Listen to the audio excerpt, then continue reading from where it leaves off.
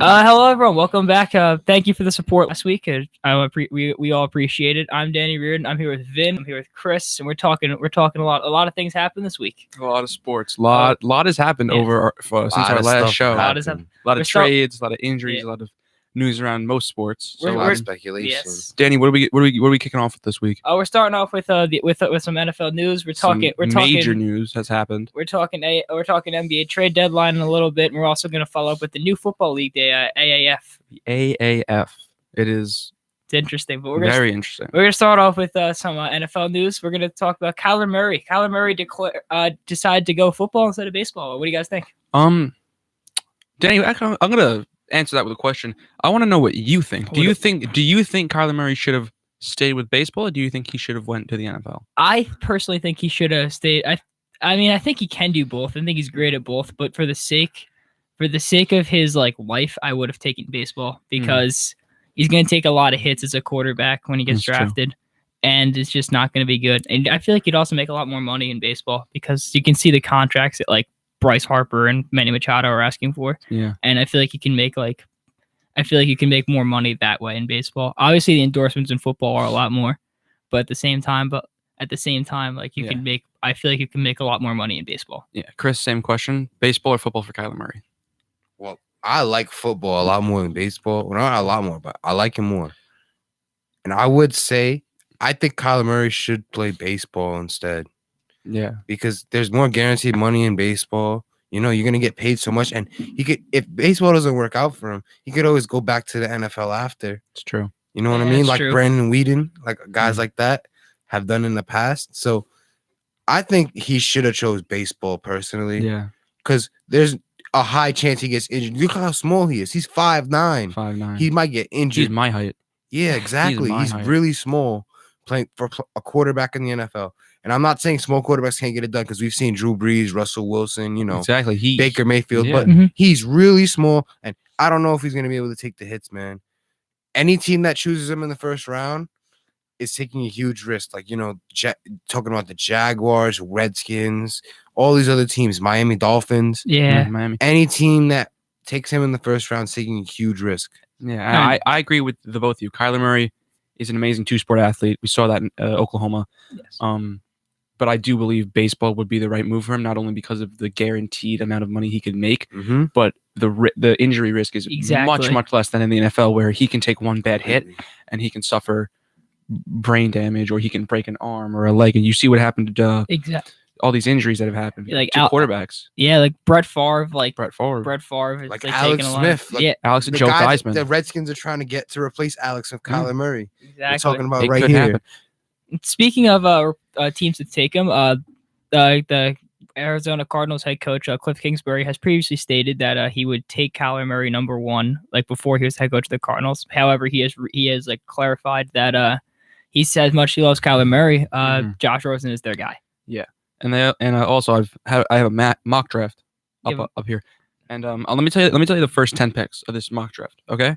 So going to Arizona, you have Nick Bosa. Right? That's fair. The defensive end from Ohio State. I think he should be a top 3 pick. Nick for Bosa's sure. an amazing player. Yeah, he's a great player. He's gonna be good. Number 2, going to the 49ers, you have Josh Allen, not the quarterback, the defensive end. He's very good too. I think he has the most potential out of anyone in the top 10. Yep.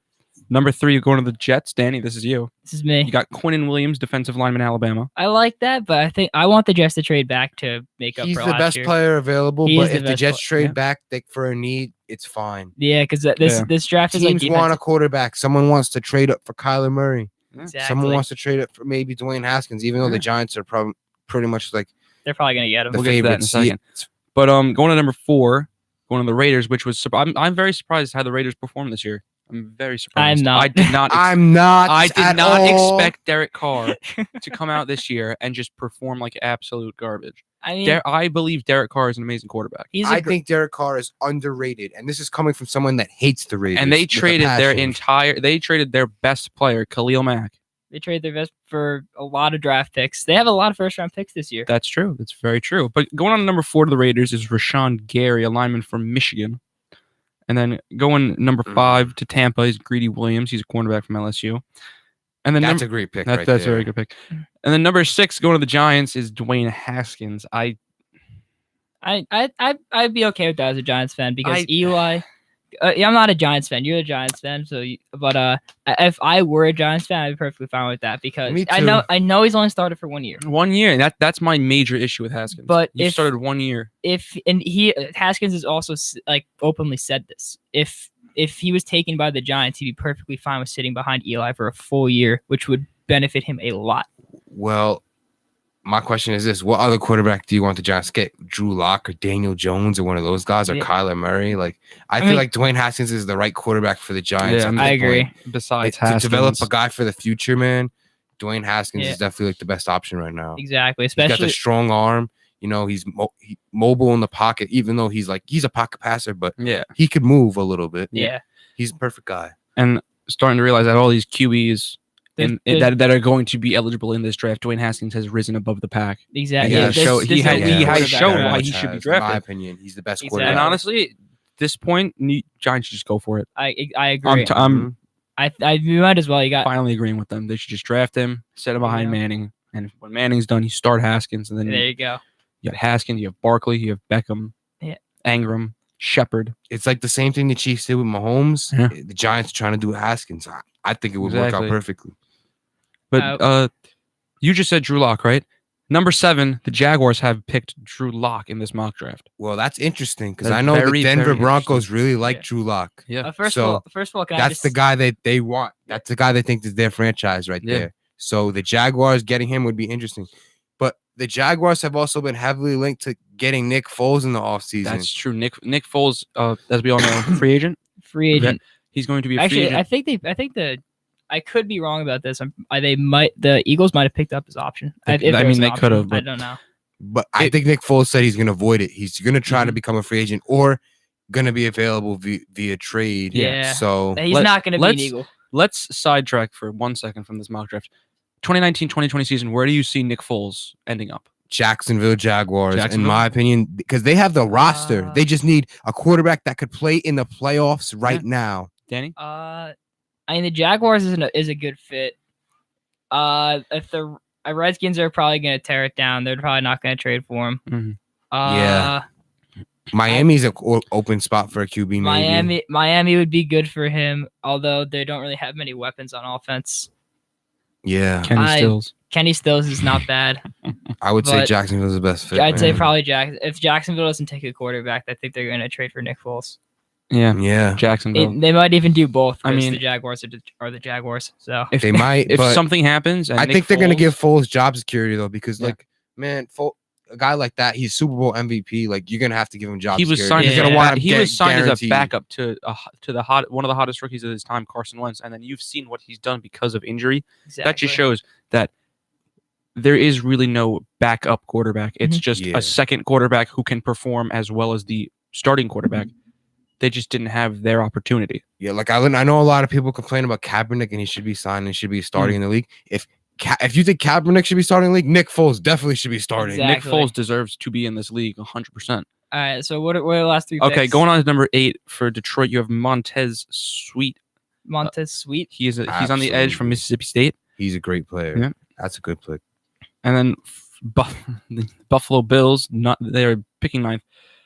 Jonah Williams, offensive lineman, Alabama. That's good. Get some protection. First offensive lineman we've seen in this draft. Broncos. And then the Denver Broncos are picking DeAndre Baker, a cornerback from Georgia. Quick, can I just see who they have the Washington Redskins picking and Miami Dolphins? Because they need quarterbacks. The Dolphins are selecting Daniel Jones in this month. That's a very interesting pick. Is that the Duke quarterback? Yes, that is the Duke quarterback. Ooh, and the Redskins love him. And with the number 15 pick, the Redskins have Kyler Murray.